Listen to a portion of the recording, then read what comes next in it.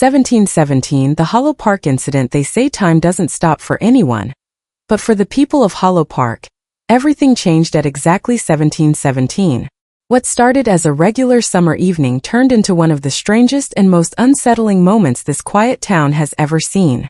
Families were out for walks, kids playing by the swings, the sun just beginning to fade. No one expected the shift. When the air suddenly grew colder, the park lights flickered, and an eerie silence fell like a blanket. At the center of it all was a teenage girl named Emily, who had just turned 16 that week. She was last seen near the old stone bridge, laughing with her younger brother Jacob. What happened after 1717 is something no one has been able to explain. Not the police, not the neighbors, not even the cameras that usually record every inch of the park. They all went blank for exactly 3 minutes. Locals believe something supernatural occurred that evening. Some say it's cursed land, others whisper about the strange man who had been seen sitting on the same bench every day at the exact same time. Always alone, always staring toward the woods. This isn't a made-up ghost story. What you're about to hear is based on real accounts, interviews, and details that were never made public. It's a story that still haunts Hollow Park, especially those who were there that day. Why did time seem to stop? What really happened to Emily? And what was that sound people keep mentioning? The one they say came from underground like a deep humming that rattled their bones. We'll go back to that evening minute by minute, and maybe, just maybe, uncover the truth behind what really happened at 1717. Hollow Park had always been the kind of place where people felt safe. It was the heart of a small town where everyone knew each other's names, and parents didn't think twice before letting their kids ride bikes or play until the streetlights came on. But ever since that day, ever since 1717, something has changed. There's a weight in the air now. People walk faster through the park. Some avoid it altogether, especially after sunset. Emily Carson was the kind of girl everyone liked. Friendly, smart, a little quiet but always kind. Her younger brother Jacob looked up to her. That evening they were supposed to go home early, but they stopped to feed the ducks near the pond. A couple of people remembered seeing them by the stone bridge just before it happened. Then the clocks hit 17:17, and no one saw her again. When the lights flickered and the cameras went dead, everyone assumed it was just a glitch. But when the systems came back online exactly 3 minutes later, Emily was gone. Jacob was found standing alone, crying, and completely silent. He couldn't speak for days, not out of trauma, but as if something had taken his voice. When he finally did talk, the only thing he kept saying was, "She went into the trees." Police searched the area for weeks. Dogs, drones, volunteers, nothing. No signs of a struggle. No footprints. Her phone was still pinging near the park for 2 days and then silence. The last message on her phone was a text to her mom that simply read, "Something's not right here." It was sent at 17:16. And then there's the man on the bench. People had seen him before. Same coat, same seat, always staring at the woods. That day, right after 1717, he was gone too. Some claim they saw him walking toward the tree line seconds before the blackout. His name never came up in town records. No one knows who he was. No one's seen him since. What makes this even stranger is that every year, on the same day at the same time, the park's lights flicker. The cameras cut out again. Just for 3 minutes. Almost like whatever happened isn't over, but waiting. The Carson family never stopped looking for answers. Emily's mother, Rachel, started keeping a journal, writing down everything Jacob said, every strange detail that surfaced, no matter how small. She even talked to neighbors who were too scared to speak up earlier. One woman, Mrs. Gaines, who lived across from the park, claimed she saw shadows moving in the trees that evening, tall, thin figures that didn't look human. But by the time she tried to call someone, her phone had gone dead. She was dismissed as paranoid. Meanwhile, Jacob's drawings started to worry everyone. He filled entire pages with the same thing. The stone bridge, the man on the bench, and something else. Tall shapes with no faces standing just behind the trees. When asked who they were, he simply called them the Watchers. As more people came forward with odd experiences from that day, a new theory started to take shape. It wasn't just about Emily. There had been other disappearances in the area, small ones years apart. A hiker who vanished without a trace in 1996. A couple's dog who ran into the woods and never came back. a maintenance worker who once fell into the pond during routine cleaning and was found hours later. But he couldn't remember how. Each case had one thing in common. They all happened near 1717. Rachel took her notes and stories to a retired officer named Dale Mercer.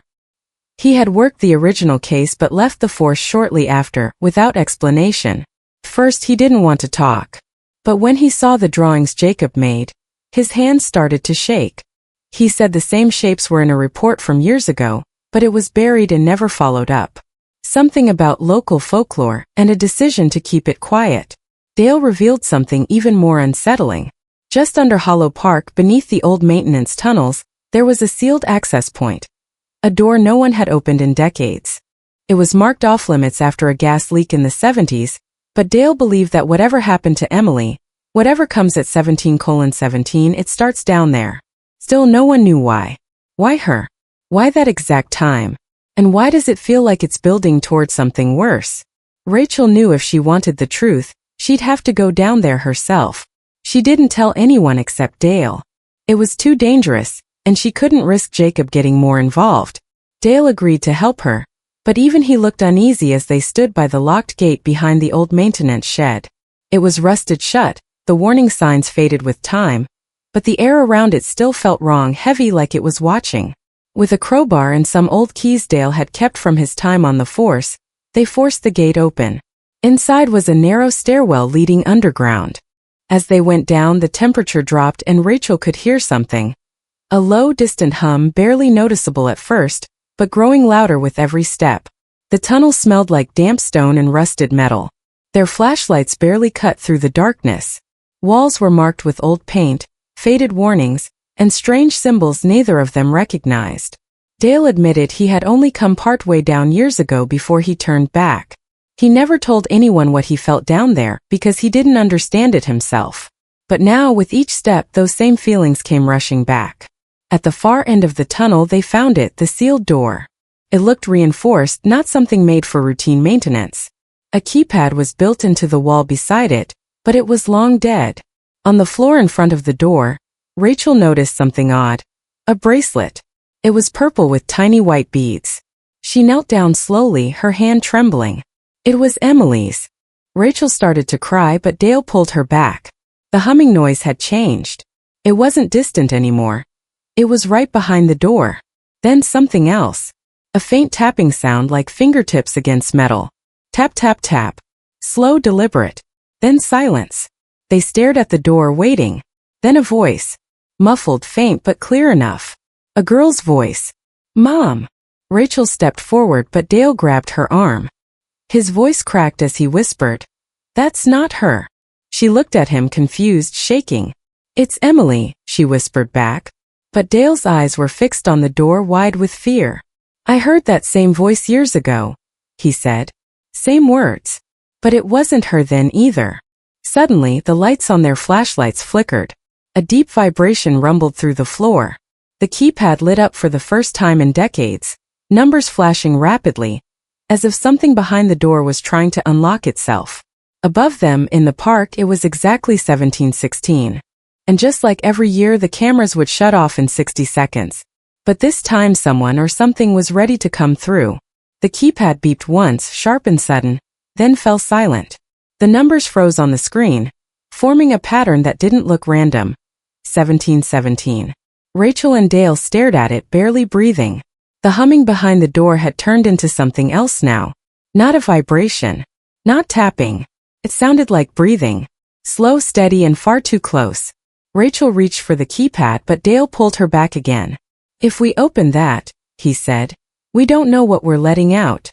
"But if she's alive," Rachel whispered. "If there's even a chance." Before either of them could decide, the lights cut out completely. Everything went black. Then came the whisper, low-layered, like it came from multiple mouths at once. It said her name.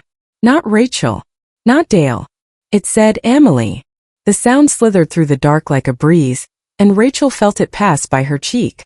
Suddenly, above them, they heard the sound of footsteps running. Fast. Heavy. Someone was in the tunnel. Then came a voice. A man's. "Rachel." "Dale." It was Officer Jensen, the young deputy who had worked the case more recently. Rachel had contacted him weeks ago but hadn't heard back. Now he was here, breathless, flashlight shaking in his hand. "I got your voicemail," he said, eyes wide. "But I found something. Something I don't think was meant to be found." Jensen held up a folder.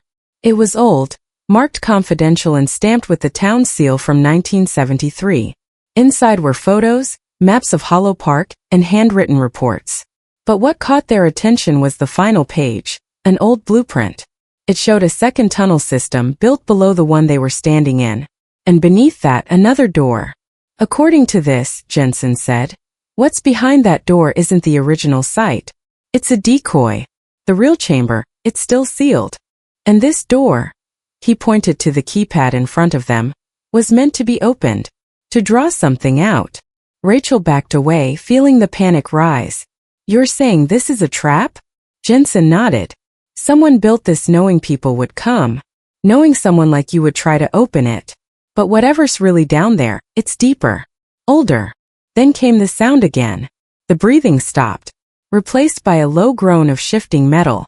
The door creaked as if something on the other side was pushing against it. The keypad sparked, and the number 1 blinked out. Then the 7. It was now 1717. Rachel, Dale, and Jensen stared at the door, frozen. But deep below their feet, from somewhere beneath the fake chamber, a second sound rose up through the earth. A sound like chains breaking. Something else had been unlocked. And it wasn't behind the door in front of them. The door in front of them hissed and slowly began to open on its own, releasing a gust of cold air so sharp it felt like it cut through their skin. Rachel stepped forward, heart pounding, unsure if she was being pulled by fear or something deeper, hope. Inside was a narrow, circular room made of dark stone. At the center stood a mirror, cracked down the middle, framed by old wires and rusted metal coils. The humming had stopped. It was quiet now, too quiet. Then from behind them a violent tremor shook the ground, pale, scared, whispering something they couldn't hear. Rachel ran toward it, calling her name, but before she could reach the mirror, the image flickered and turned black. From beneath the floor, a deep grinding sound roared up through the chamber. The ground cracked, splitting stone as something began to rise. Not a person, not a creature, just a shape, dark, massive, formless, pulsing like it was alive. The air grew heavier with every second. Dale raised his flashlight, but it sparked and died instantly. Jensen stepped back, pulling Rachel with him. "We have to go. Now." But before they could run, a final voice came from the mirror, Emily's again. But this time it was clear. She said, "It's not trying to get out. It's trying to trade." Then the light in the mirror blinked back on, and Rachel saw something that made her knees give out. It was her, standing in the woods, staring back through the glass. Only she wasn't alone. Jacob was with her. Jensen grabbed Rachel's hand and pulled her away as the ground split open behind them. They ran as the chamber began to collapse. The mirror shattered. The door slammed shut. And everything went dark. Days later, when the search team returned, they found no tunnel, no door, no sign of anything, except one thing lying in the grass at Hollow Park. A purple bracelet with white beads. And etched into the stone bridge, the number 17 verse 17. After the collapse, Hollow Park was closed indefinitely. Authorities claimed it was due to structural instability after a minor earthquake, though no one else in town had felt a thing. The tunnel, the chamber, even the maintenance shed gone, as if they'd never existed. But Rachel knew what had happened. She remembered every sound, every flicker of light, and the look in Emily's eyes through that mirror. She and Jacob eventually moved away. It wasn't easy. Jacob still didn't talk much about that day, but he no longer drew the faceless figures. Sometimes he'd wake up from a dream and whisper, "She's okay." Rachel wanted to believe that. Maybe Emily wasn't gone, just somewhere else. Somewhere beyond that door, in a place not meant for them to understand. Dale disappeared not long after the incident. His house was found empty, lights still on, keys in the door. On his kitchen table was Rachel's journal, every page carefully copied, with his own notes added in the margins. Jensen stayed in town, quietly working a desk job now, but he never spoke of what happened underground. Still, every year on the same day, he drove by the park at 1717 and just watched. The whispers in Hollow Park faded over time, but the town never truly went back to normal. People still walked faster past the bridge. Kids no longer played near the edge of the woods. And every so often someone new would move in. Someone who hadn't heard the stories, and they'd notice strange things. Lights flickering. Phones cutting out at the same time each evening. Then without fail someone would ask, "What's with the numbers on the bridge?" The answer was never clear. But the town remembers, even if it doesn't speak of it out loud. And somewhere just beyond what we can see, the hum continues, waiting for the next trade. Because some doors once open never truly close. And at 17:17, Hollow Park remembers who it's still missing.